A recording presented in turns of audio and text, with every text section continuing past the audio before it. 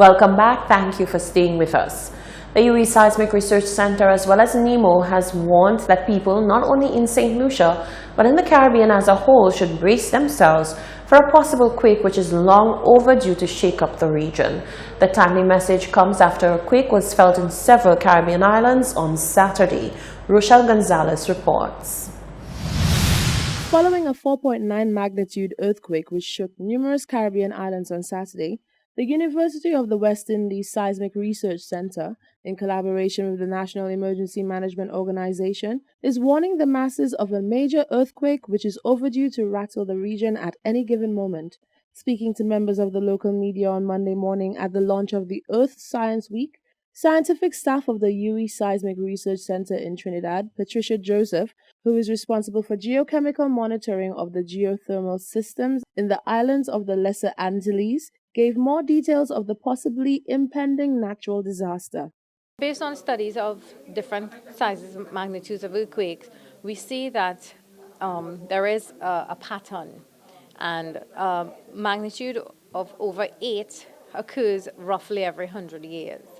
And well, we know this particularly for Trinidad because we often speak about that type of event in Trinidad, but it is true for the region where there's a certain number of years that we expect a certain size of, magnitude of earthquake. So we have not been seeing that size happening within recent times. So that's why we keep saying that we should be prepared for that size of it, a larger magnitude earthquake happening somewhere in the region. Joseph went on to give some tips on how one should act in the event of such an earthquake, tips which could prove to be life-saving. A large magnitude earthquake can be very disruptive. Loss of communications, loss of life, infrastructure, sometimes landslides, it can cut off certain parts of the island and, that sort of thing. So, but most importantly, I think what we need to promote is that people be aware of how to react in the event of an earthquake.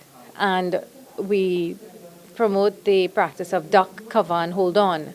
Now, we are not always in a position where you can exit a building safely because you're not close to an exit.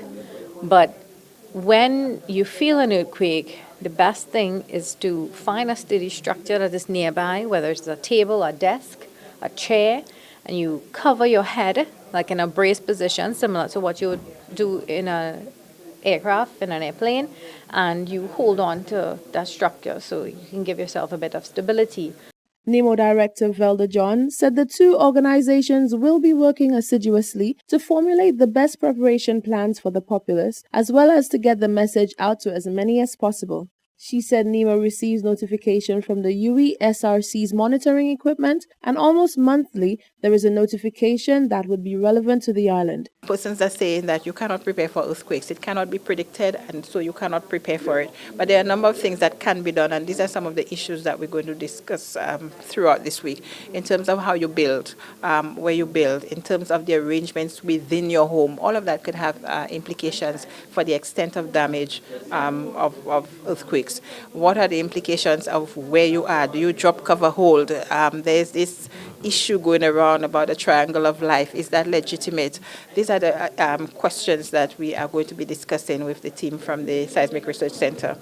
And we have them here with us because they are really the authority as it relates to the Eastern Caribbean on earthquakes, tsunamis, and volcanic eruptions. And I know that they've been doing significant work in St. Lucia and throughout the region. We have the monitoring networks that they're working with. And so we do expect very rich discussions as it relates to those hazards. Whilst John referred to the proceedings of Earth Science Week, she went on to implore the local media to help with the dissemination of their message using their platform to reach much larger audiences. Reporting for Hot 7 News, I'm Rochelle Gonzalez. Justice Minister Senator Herman Gill Francis has expressed surprise over the recent outcome of referendums in Grenada and Antigua and Barbuda, where the islands voted in favor of retaining the London-based Privy Council. Hermangill Francis has weighed in on the topic, which has set tongues wagging in the judicial sector across the Caribbean. Following a referendum last week, the islands of Grenada and Antigua and Barbuda voted in favor of retaining the London-based Privy Council over the Caribbean Court of Justice. During a pre-cabinet press briefing on Monday morning, the Justice Minister expressed shock and disappointment over the decision reached by the people. I'm really disappointed, honestly. As a regionalist, somebody who believes in our people, I think it is time for us to go to the CCJ for its final appellate court. We waited for independence until when England told us that it was time for us to go and do our own business and actually allowed us to live. In fact, forced us to live.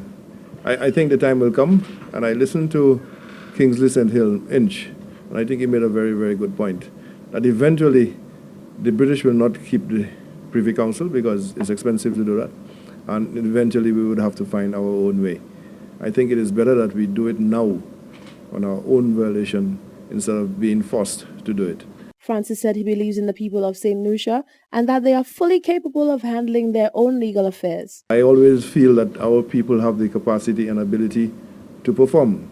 I remember when we brought in the prisoners from overseas, persons were saying they're going to be chaos, and I said no. I have full confidence in the ability of the members of the prison service. And so I was proved right, that for the 12 months that they stayed here, we got kudos and nothing untowards ever happened. So our people have the ability. I remember listening to a particular person talking about a particular judge who was a politician. And again, it's unfortunate because I studied in Barbados. I followed Barbados politics a very long time.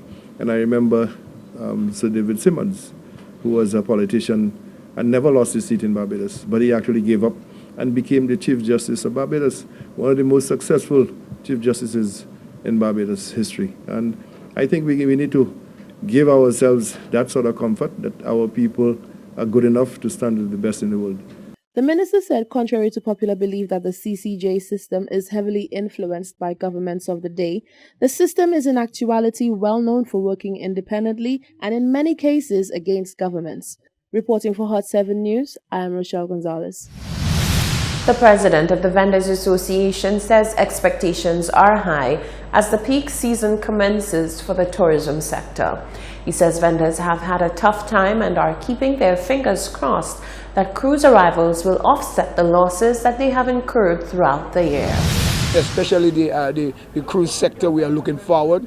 That's the sector we are solely depending on in terms of the tourism industry, although we do have some people, coming out from the hotels some of the times, people leave the hotels and come through.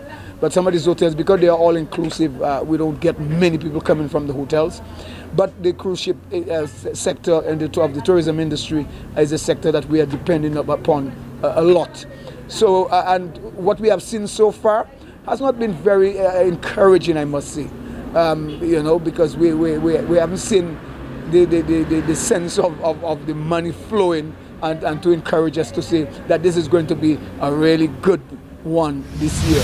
Isaac says there is some trepidation regarding prospects for the traditional peak season. It's not going to be how it was last year because of the Hurricane Maria, which ravaged countries like Puerto Rico, St. Martin, and the U.S. Virgin Islands, and so on, and the British Virgin Islands. We benefited from that last year and the last season.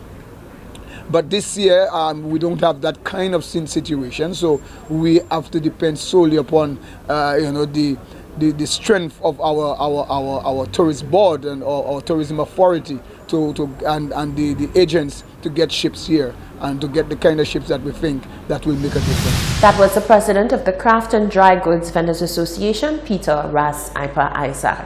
This is the Hot 7 Nightly News. Stay with us.